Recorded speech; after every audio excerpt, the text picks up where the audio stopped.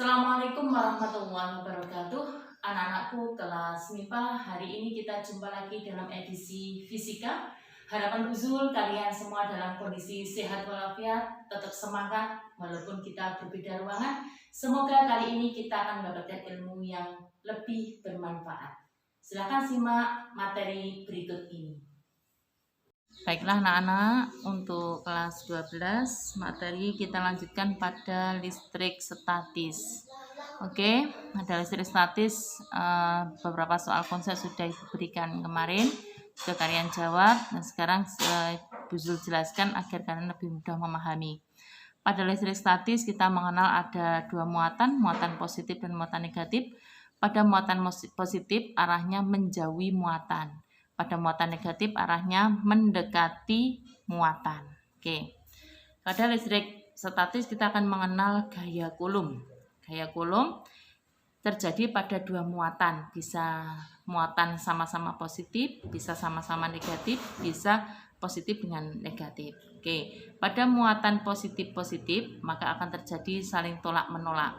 Pada muatan negatif ketemu negatif juga akan terjadi tolak-menolak. Jika ada dua muatan positif sama negatif, dia akan tarik-menarik. Nah, pada persamaan listrik statis itu terjadi gaya yang kita sebut dengan gaya Coulomb. Gaya Coulomb sama dengan K kali V1 kali V2 per R kuadrat. Nah, nilai K ini adalah konstanta listrik statis. Itu sebesar 9 kali 10 pangkat 9 Newton meter kuadrat per C kuadrat. Nah, kalau soal hanya terjadi pada dua muatan, misalkan ada muatan positif didekatkan dengan muatan positif pada jarak R, sini ada V1, V2, berapakah nilai F-nya? Tinggal masukkan F sama dengan K kali V1 kali V2 per R kuadrat. Maka ini tinggal masukkan angka-angkanya ke persamaan ini, arahnya saling tolak menolak. Yang lebih butuh pemikiran itu jika terjadi pada tiga muatan. Ada muatan positif, muatan negatif, dan tidak ada muatan negatif. Maka seandainya ditanyakan berapakah besar gaya yang terjadi pada F2 yang terjadi pada muatan kedua ini, pada partikel kedua, maka kita harus cari dulu muatan 1 terhadap muatan 2. Berarti kan ada muatan positif, ada muatan negatif. Ketika positif sama negatif ditemukan, maka akan terjadi tarik-menarik. Maka gayanya kita gambar arah ke positif, karena kita gambarnya di sini. Berarti kan negatif tertarik ke positif ini. F1, 2. Nah, untuk muatan negatif ketemu dengan negatif, maka akan terjadi tolak-menolak.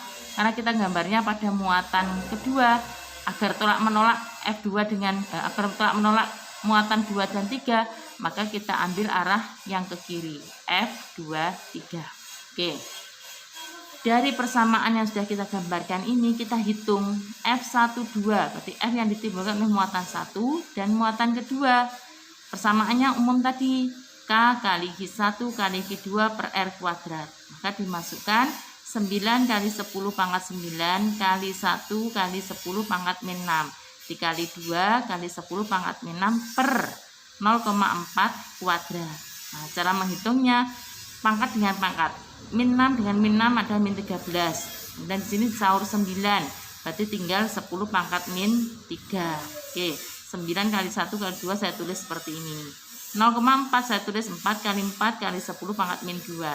Sehingga hasilnya 2 dengan 4 dicoret, ini tinggal 2, 4 kali 2 kan 8, sehingga hasilnya 9 per 8 kali 10 pangkat min 1 Newton. Ini untuk F12. Bagaimana dengan F23? F23 sama, yaitu ketika F23 sama dengan K kali V2 kali V3 per R kuadrat, maka nilainya adalah 9 kali 10 pangkat 9 kali 2 kali 10 pangkat min 6 kali 8 kali 10 pangkat min 6 per 0,6 kuadrat. Maka cara menghitungkannya sama dengan tadi. Min 6 min 12 disaut 9 sehingga tinggal 10 pangkat min 3. 9 kali 2 kali 8 per 6 kali 6. ini dihilangkan dengan ini, sehingga tinggal 3, yang sini 2.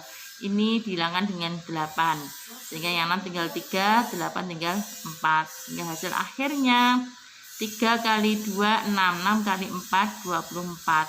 Per 2/3, 6 kali 10 pangkat min 1. Hasilnya adalah 4 kali 10 pangkat min 1 Newton. Nah, ini hasil untuk F23. Karena tadi yang diminta adalah gaya pada muatan kedua, maka muatan 1 yang ditimbulkan oleh 1 dan 2, 2 dan 3, karena kita gambar itu arahnya sama-sama ke kiri semuanya, maka dijumlahkan. Jumlahkan IF totalnya adalah F12 ditambah F23, 9/8 kali 10 pangkat min 1 plus 4 kali 10 pangkat min 1, sehingga hasilnya adalah 41/8 kali 10 pangkat min 1 Newton. Nah, jangan lupa ini tadi kan arahnya ke kiri, berarti di sini kita kasih tanda min. Dari awal tadi sini penjumlahan kasih tanda min, ini min. Nah, sehingga hasil akhirnya adalah min, karena min menunjukkan arah ke kiri. Nanti gaya yang terjadi pada muatan kedua adalah arahnya ke kiri. Oke. Baiklah anak-anak, Buzul lanjutkan pada medan listrik. Nah, pada materi medan listrik, ketika muatan positif menjauhi, ketika muatan negatif mendekati. Nah, pada medan listrik yang sering jadi bahasan adalah kuat medan pada satu titik. Maka kuat medan pada satu titik di sini misalnya dimunculkan muatan positif sebesar 2 mikrokulom pada jarak 20 cm di titik P. Maka kalau suruh menentukan berapakah kuat medan di titik P, maka tinggal masukkan persamaan ini. E sama dengan KI per R kuadrat. Masukkan angkanya. Maka sebuah konstanta 9 kali 10 pangkat 9 kali 2 kali 10 pangkat min 6 per 0,2 kuadrat. Maka hasilnya 10 pangkat 9 dengan 10 pangkat min 6 adalah 10 pangkat 3. 9 kali 2 dan per 2 kali 2 kali 10 pangkat min 2. Sehingga hasilnya 2 coret dengan 2 hilangkan. 9 bagi 2 hasilnya 4,5 kali 10 pangkat 1 Newton per kolom. Hasilnya ada 45 Newton per kolom. Jika ada permasalahan soal seperti ini sangat mudah karena tinggal masukkan persamaan. Nah, yang sering jadi problem itu ketika ada dua muatan yang didekatkan, ada Hi1, ada Hi2. Ini saya misalkan Hi1 bermuatan positif, Hi2 bermuatan negatif. Nah, keduanya berada pada jarak 1 meter. Jika sebuah titik diletakkan, titik P diletakkan di antara keduanya, sini, maka tentukan kuat medan di titik P atau resultan kuat medan yang terjadi di titik P. Maka kita harus melihat satu persatu. Kita cek kuat medan yang ditimbulkan oleh muatan 1. Nah, muatan positif, tadi kan arahnya menjauhi, maka di sini digambarkan di titik P, tulis sini, E1 menjauhi muatan, arah ke kanan. Bagaimana E yang ditimbulkan oleh muatan kedua? Muatan kedua sebesar 4 mikrokulom. Karena ini adalah muatannya negatif, maka sesuai dengan aturan tadi, ketika ada muatan negatif, arah kuat medannya kan menuju. Kalau kita gambarkan di titik P, maka menuju ke muatan 2, ini E2.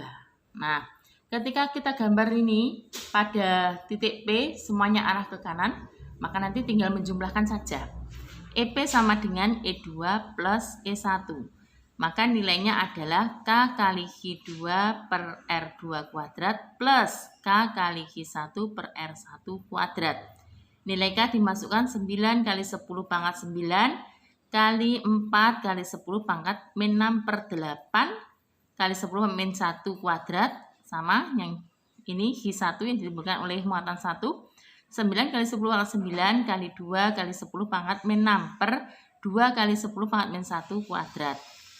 Maka cara menghitungkannya pangkat 9 dengan pangkat min 6, jadi 10 pangkat 3 dengan 9 kali 4, 8 kuadrat, 8 kali 8. Ini juga gitu, 9 dengan min 6, 10 pangkat min 3 jadinya. 9 kali 2 kuadrat, 2 kali 2. 2 dihilangkan dengan 2. Sehingga tinggal 9 per 2 kali 10 pangkat 5. Nih, 9 per 16 kali 10 pangkat 5 ditambah 9 per 2 kali 10 pangkat 5. Samakan penyebutnya, 16. 16 yang atas tetap 9 kali 10 pangkat 5. Ini 16, berarti sini 16 bagi 2, 8. 8 kali 9, 72 kali 10 pangkat 5. 9 tambah 72 hasilnya adalah 81 per 6 kali 10 pangkat 5 Newton per Coulomb. Ini adalah kuat medan atau medan listrik yang terjadi pada titik P sebesar ini. Oke anak-anak, untuk melatih kemampuan kamu setelah Bu Zul jelaskan gaya Coulomb dan kuat medan Coulomb, nanti dikerjakan soal latihan ini. Ada muatan 1, muatan 2, muatan 3, jaraknya 4 cm, 6 cm, 1 mikrocoulomb, 2 mikrocoulomb, 3 mikrocoulomb. Maka tentukan resultan gaya pada muatan 3. Berarti gaya yang terjadi di muatan 3 ini. Ini soal nomor 1. Soal nomor 2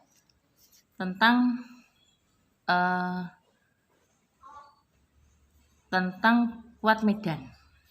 Jika ada dua muatan negatif sebesar 2 mikrocoulomb, 4 mikrocoulomb, H1 dengan H2 jaraknya 50 cm, H2 dengan titik P jaraknya 50 cm, maka tentukan resultan pada titik P di sini.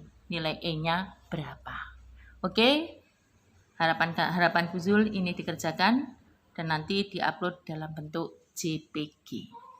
Demikian tadi anak-anakku paparan dari materi fisika. Kita jumpa lain kali. Jangan lupa dikerjakan, diupload di e-learning madrasah. Assalamualaikum warahmatullahi wabarakatuh.